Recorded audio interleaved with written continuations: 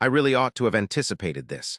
The writing was on the wall, evident as could be, a problem everyone ignored. That's the issue with family, though. You always find a reason. You justify everything. You tell yourself that loyalty means more than what's done.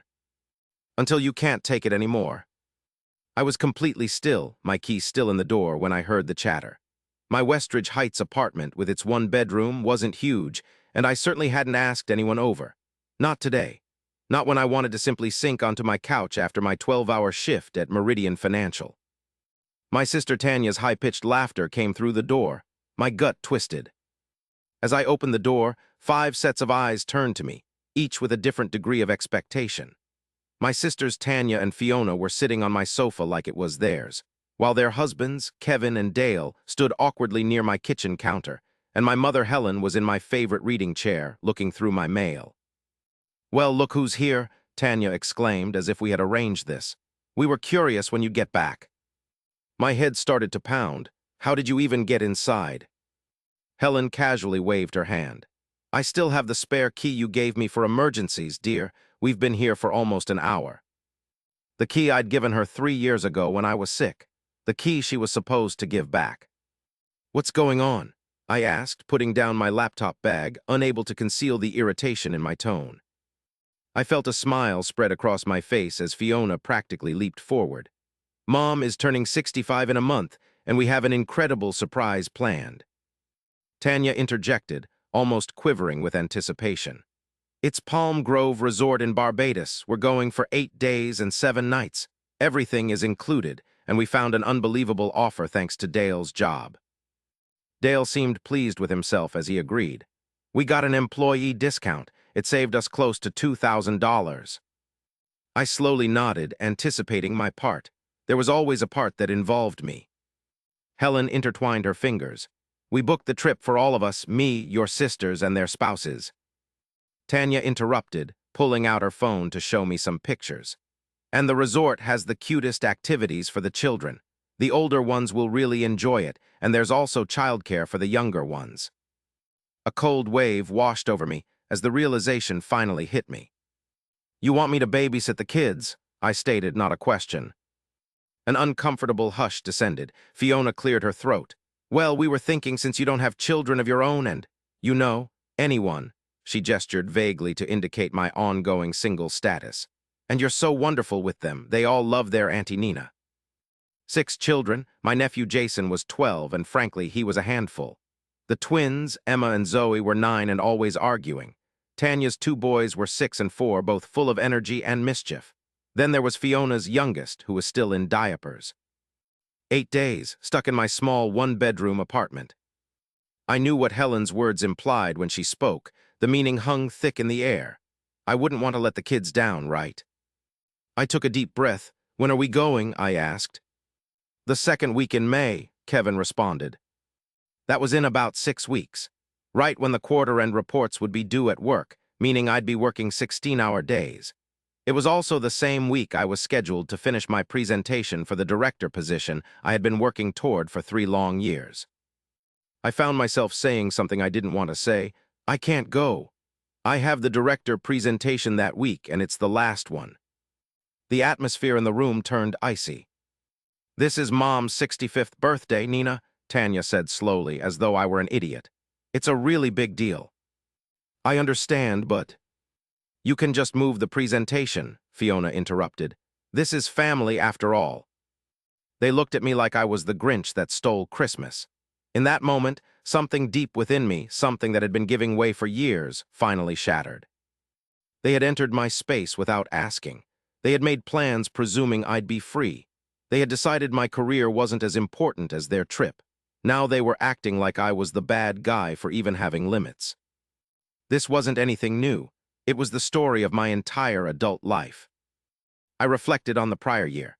I had been putting money aside for a trip to Europe, which would have been my first substantial vacation in ages, when Mom's roof sprang a leak. I ended up using all the money I'd saved for that trip to help her get the roof fixed. Even though my sisters, along with their husbands, made a lot more money than I did, the financial responsibility always seemed to land on me. It always fell to the single one, the one without any supposed real-world obligations. Then I thought about the Christmas before that. I was in the kitchen for 3 days, preparing and hosting the entire family. This was because Tanya's kitchen was still under renovation, and Fiona had just given birth. I got maybe 4 hours of sleep, spread across 3 days, while they relaxed and critiqued the things I had on the table. I remembered all the birthdays I'd devoted to organizing celebrations for others. I thought of all the promotion parties I had missed because one of the kids was sick. And I thought about every weekend that was consumed by familial duties while my sisters' husbands were able to go golfing. Nina, Mom's voice interrupted my internal musings. Did you hear what I said? We need to confirm the reservation tomorrow so we can get the discount. I looked around at all the faces staring back at me. I felt a sudden sense of cold, clear understanding wash over me. They already knew what I would say.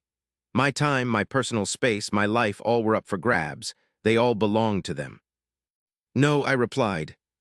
That single word lingered, hanging in the air between us. What do you mean, no? Tanya asked, her voice conveying that I was speaking in a foreign language. I mean, no, I won't be able to babysit the kids that week. I have a really important presentation at work that could change the course of my whole career. I giggled nervously, trying to keep the tone light. Nina, come on, this is serious. It's just work. Just work, that's all it was to them. My 7 years of working like crazy, not taking any breaks, getting there before everyone else and leaving long after everyone else was gone. That same job had provided my apartment, my vehicle, everything I owned, and often helped them out with their crises. I'm not, I stated, feeling no remorse whatsoever. You're going to need to figure something else out. My mom rose to her feet, her expression growing stern, the look that always made me cave when I was a kid. Nina Marie Blackwood, your family is depending on you. That's the bottom line. But this time, the familiar sting of her disapproval didn't affect me. Instead, I experienced a different emotion, something fiery and new, blazing within me. I was filled with fury, intense, clear rage. What about when I needed you all? The words came out before I could hold them back. Where were all of you when I went to work sick with pneumonia last year because I couldn't afford to take time off after lending Fiona money for her down payment? Or when I had to stop my therapy sessions, which I really needed, because Jason needed those expensive soccer camps? A weighty silence descended, blaming, critical. You're being selfish, Tanya eventually said. Mom has always done everything for us. I've done everything for all of you as well, I countered, my tone more composed than my insides were. But not this time, not during the most critical week of my professional life. Nope, I cut in, rising to my feet and grabbing my bag. If Nina doesn't want to be involved with us, that's completely up to her. And there it was, the unspoken threat that had always gotten results in the past. Conform or be cast out, give in or be considered self-centered.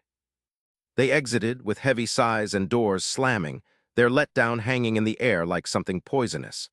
Only my mom stayed behind, giving me a look that had always managed to break me. I taught you better than this, she stated softly. I held her gaze, refusing to look away. You taught me that my only worth came from what I did for everyone else. She seemed to recoil as if I'd actually hit her. I want my key back, I then added. I almost thought she wouldn't comply. Eventually, she took it from her keychain and set it on my coffee table, the sound of the metal echoing in the quiet. After she departed, I found myself standing there, shaking. But underneath the shaking, there was something strong, something I hadn't felt in forever. My own space, my own existence, my own decision. I took out my phone and blocked all their numbers, just for tonight, just to give myself some room to breathe, to think, to figure out what was coming next. Because there would be a next step. This wasn't finished. This was only the very start. My trauma bonds, I've heard, are rooted in the experiences of my formative years, though those bonds were strengthened repeatedly throughout my adulthood. I spent 3 whole days resisting the urge to check my phone for their texts, even though I'd been the one to cut off contact. On the 4th day, when I let their contact through again, the onslaught of messages started immediately, texts, voicemails, all variations of the same message, accusing me of being selfish and expressing their dissatisfaction with me. I left those communications unread, while I carefully considered my next steps. Folks like my family don't just change quickly. They don't suddenly gain insight or see their patterns of taking advantage of others. They just find fresh methods to get what they want. And I needed evidence, solid, undeniable proof of their behavior toward me over the years. My job at Meridian Financial had its perks. I knew how to follow the money, how to make a documented record, how to construct an airtight case. I started with my bank records, 5 years' worth, meticulously organized by month and year. Every emergency loan to Fiona. Each time I offered temporary assistance to Tanya. Every renovation project on Mom's home that somehow fell to me, even though she had 2 other children to turn to. The financial impact was shocking when I added everything up. Over $47,000 in a 5-year period. Almost $10,000 each year, more than I'd managed to save for my own future. Money that had gone into their lives while mine had remained on hold. Not 1 cent had been returned despite all the promises. When things get better, they'd always say, things never got better. I delved further, retrieving those emails where they'd requested funds, along with texts where they'd pledged to pay me back. I put together detailed spreadsheets, keeping track of all the times I'd given up career chances to handle family duties, and I figured out roughly how much that had set me back professionally. That trip to Europe I'd scrapped. Those networking events I'd been unable to attend. The extra hours I'd refused because I was babysitting. I thought about the director job I'd passed on 3 years prior because my mother required knee surgery and someone needed to bring her to physical therapy 3 times a week. The next Tuesday, during my lunch break, I got together with Aaron, my friend from the legal department. I'd helped him with his divorce last year and allowed him to stay on my couch for a couple of weeks when his ex-wife locked him out. Now, I needed his legal advice.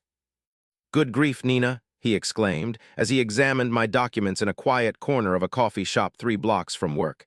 "This is methodical." I took a sip of my latte, trying to seem more composed than I was. "I need to know my legal options." Aaron ran his hand through his hair. "Well, legally, these were classified as gifts unless there were official loan agreements, but this whole pattern," he sighed, shaking his head. "It's more than just the money, isn't it?" "No," I confessed. "It's about making them understand what they've done, making them recognize it." "Those who take advantage of others rarely own up to it," he said softly. "Especially family. They've constructed their own stories to make their behavior seem acceptable." "I still have to try, though." He gave a little nod, and I could see he got it. "Just a heads up, okay?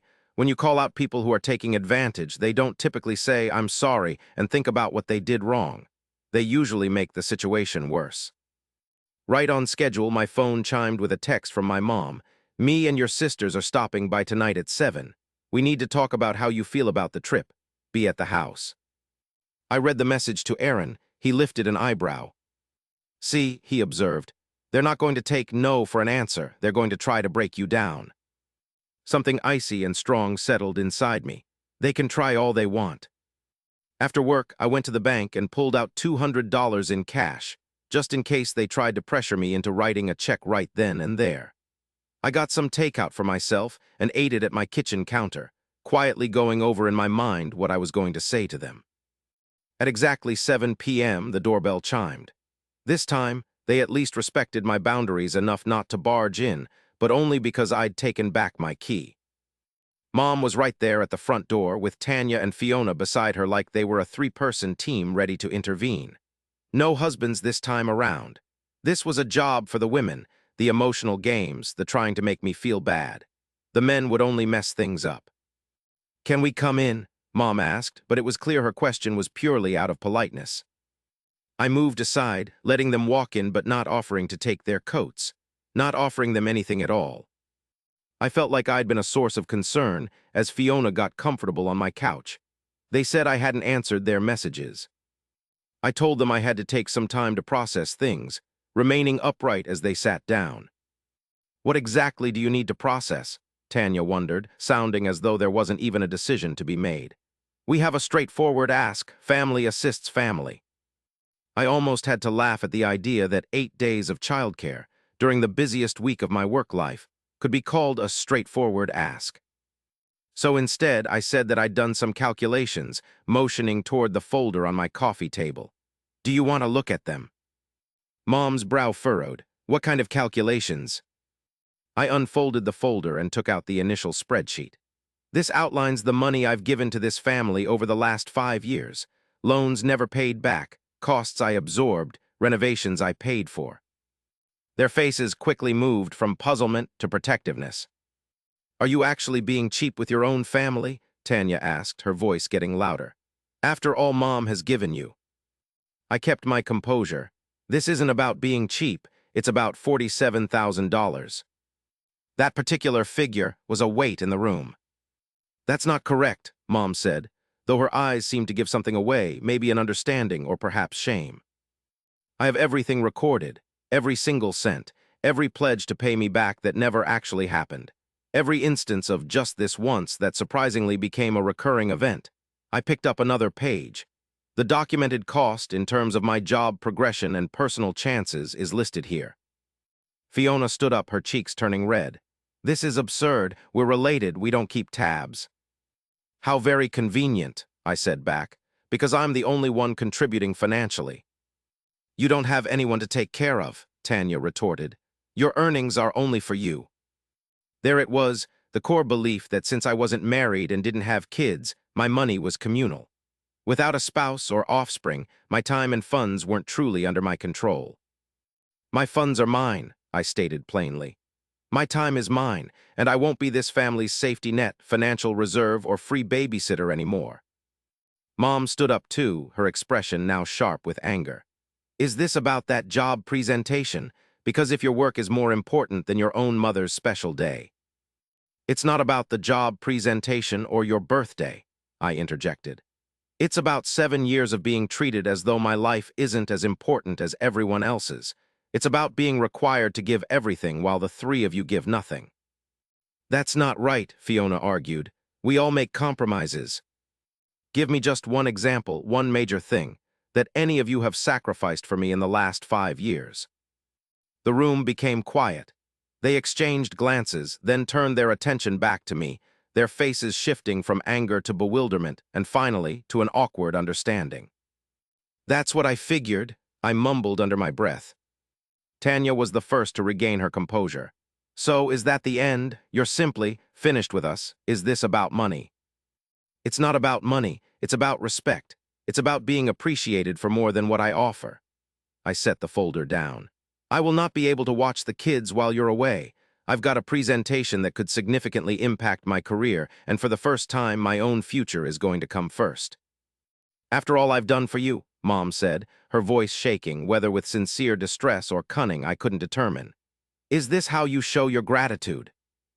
"I've thanked you numerous times," I responded. "The score is even." They exited, each showing their fury, Tanya first, slamming the door with enough force to shake the building. Fiona followed, tears flowing down her cheeks as she whispered about my lack of feeling. And lastly, Mom, standing in the doorway, delivering one last remark. "When you're old and by yourself, you'll be sorry for this." I looked back at her directly. I'd prefer to be solitary by choice, rather than be surrounded by people who only value what I can do for them. The door shut behind her with a quiet click that seemed to carry more finality than Tanya's aggressive slam. I really thought I'd be devastated, emptied out by that argument. But honestly, I felt better, like a huge weight had lifted. The issue wasn't just the money, it was the crushing pressure of what they wanted from me, their feeling they deserved something, all their draining requests on my emotional energy. That night, I slept through the whole night, which hadn't happened in ages. This feeling of peace only lasted about a day and a half. I was in the break room at work when my phone started buzzing like crazy with alerts. Not texts or phone calls, but notifications on social media. There were so many. Tanya had put our personal family issues out there for everyone to see. Her Facebook post was a perfect example of carefully chosen facts and emotionally manipulative language. "Feeling crushed that my sister thinks money is more important than family. Mom's 65th birthday is ruined because Nina cares more about her career than the woman who gave up everything to raise us. Please keep our family in your prayers during this hard time." All sorts of comments came pouring in, supportive messages from people we both knew. Relatives I hardly talked to giving their opinions and letting me know they were disappointed in me, and people choosing sides in something they knew nothing about. Fiona had shared the post and added her own thoughts. "Some people forget their roots. Family should always be the priority." My cousin Rachel, who I helped move into her new apartment only 3 months ago, left a comment. "So sorry to hear this. Sending love to Aunt Helen during this rough time. My fingers trembled as I continued to read through the deluge of comments. The narrative being constructed made me the bad guy, the self-centered professional who had deserted her family when they required my presence. And unfortunately, people were accepting this portrayal. Everything all right? I glanced up and saw Aaron in the entranceway. His face reflected his worry. They've shared it, I stated, showing him my phone. He reviewed the posts and his expression became more troubled. This is precisely what I cautioned you about. Things have intensified. What should I do? Should I reply? Try to prove my innocence? Aaron gestured no. That's what they are hopping for, to get you involved in a public argument where feelings will get out of control and the truth is obscured. He then sat down opposite me. Recall what we talked about: proof, records, a clear, objective argument. He was correct. Addressing the social media onslaught would only amplify the conflict and make me appear defensive. I needed to strategize, not react on impulse. I should go back to my work, I announced, standing. Thanks for checking in.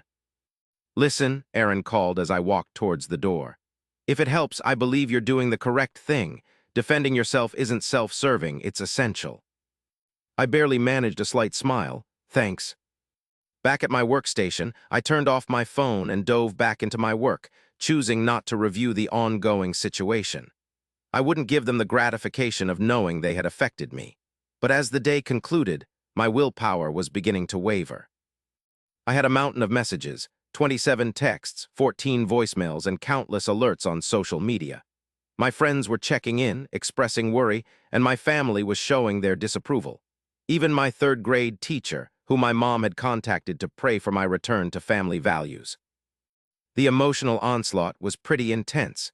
They'd rallied a whole group of people to turn against me in under 24 hours. As I went to my car, my phone rang yet again. This time, the number wasn't one I knew. I almost didn't pick up, but I had an impulse to answer it. Nina speaking. Nina, it's Richard. Richard Parker, my former boss at Meridian, who's now retired.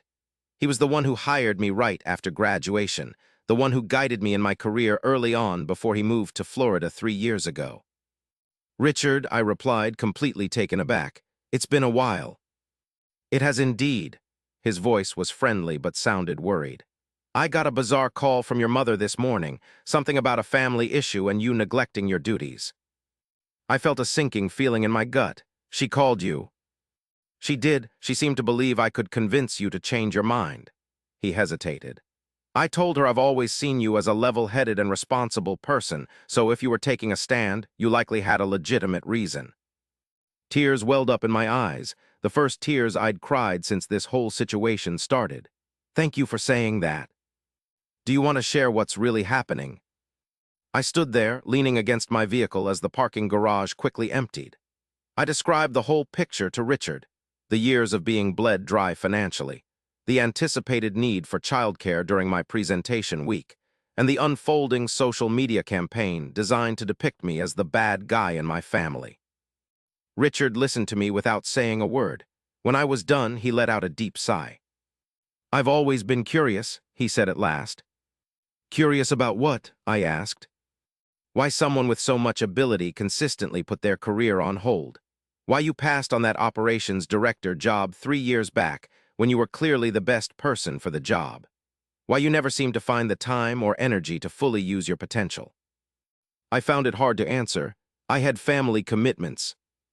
You had people taking advantage of your sense of responsibility, he gently pointed out. There's a real distinction.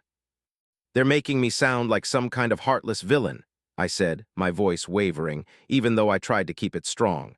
Like I'm abandoning them by choosing myself just this one time. Let me ask you, Nina, in all these years of you providing for them financially and providing them with emotional support, how frequently have they prioritized you? The question remained unanswered between us, the answer implied by its silence. Precisely, Richard said when I kept silent. This isn't really about a trip or a presentation. This is about you finally realizing your own value. So what do I do now? Initially, take a deep breath. At the moment, it may feel like it's all over, but I truly believe it isn't. It's merely the conclusion of a specific situation that wasn't benefiting me. I followed his advice, inhaling deeply the crisp air of the night. Next, he continued, recall who you truly are. Forget about how they define you in their social media updates. Think about who you are, a capable and generous person who's simply establishing a reasonable boundary. And after that, determine your desired outcome. Do you want to mend things with new rules, complete distance, or maybe something in the middle, because that will shape your future actions? I pondered that, truly considered it. Did I desire my family again? The immediate response was yes, absolutely. However, did I want this version of my family, the one that used me more than valued me as an individual? I want them to recognize what they've done, I finally stated. To really understand it. Also, I want to create a life that isn't always controlled by their expectations.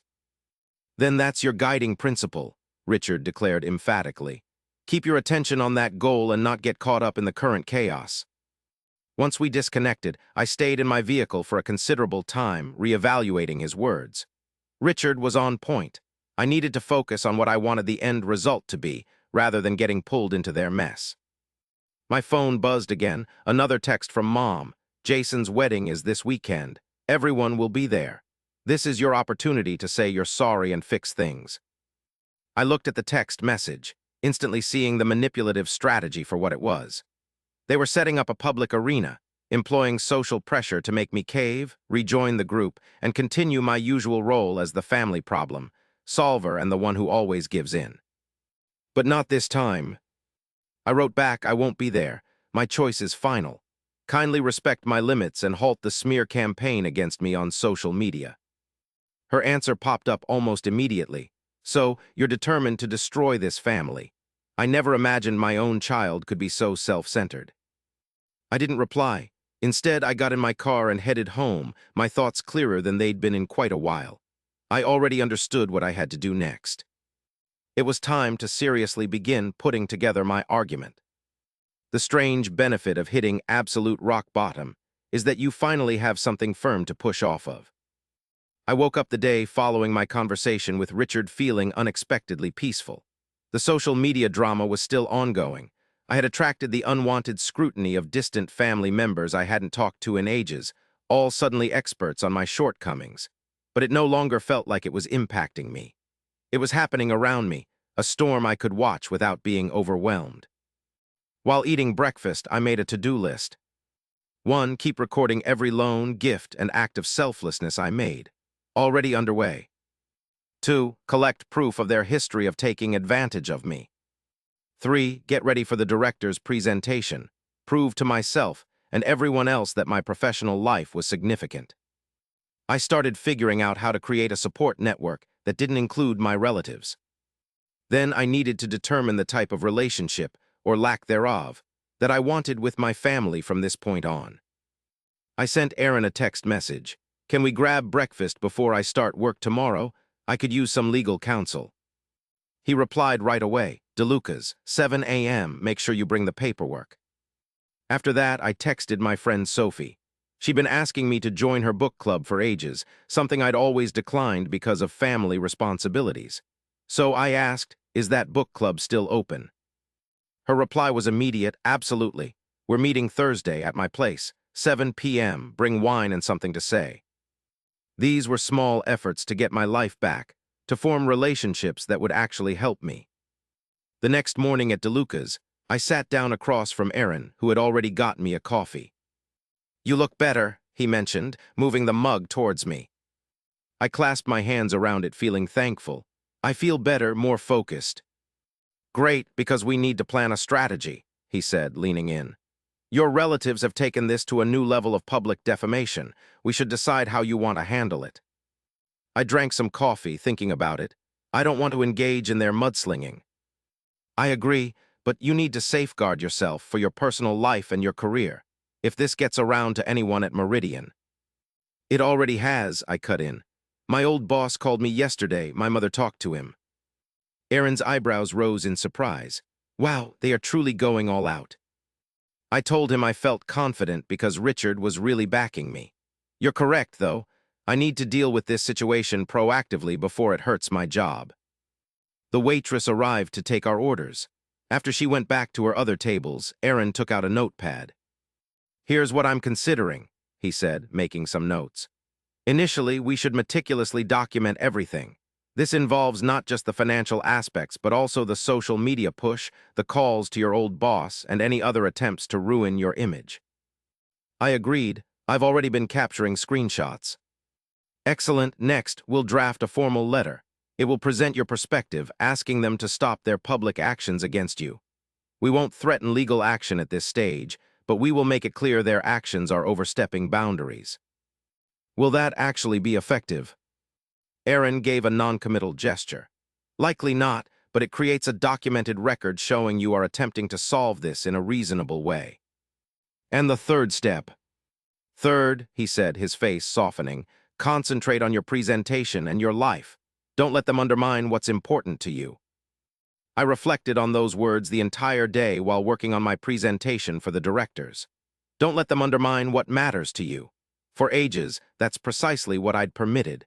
Consistent disruption, consistently prioritizing their needs above my own. That evening, I finally tackled something I'd been avoiding for quite some time, over a year, in fact. I finally went ahead and reserved a trip. It was just for myself. I'd booked 2 weeks in Hawaii at a beachfront hotel I'd long admired but always deemed far too lavish. I picked the month after my presentation, come what may, promotion or no promotion. This was the first truly self-centered thing I'd done in ages. Honestly, it was both frightening and magnificent.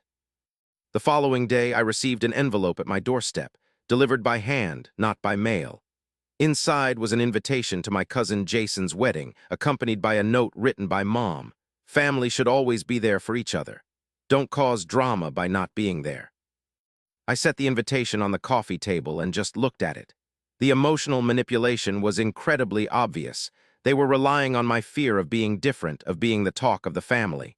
The daughter who wasn't there, the self-serving one. My phone began to ring. It was Sophie. "Hey, are we still on for book club tomorrow?" "Definitely," I told her, my eyes still fixed on the invitation. "Everything all right? You sound a little preoccupied." I paused for a second, then chose to be open with her. "My family's trying to force me into going to my cousin's wedding this weekend. It would be the first time I'd seen them after our disagreement, and they want to use it as a chance to stage a public reconciliation on their terms." Sophie was silent for a beat. "Are you planning to go?" "I really can't say." I held the invitation, feeling its raised border beneath my fingertips.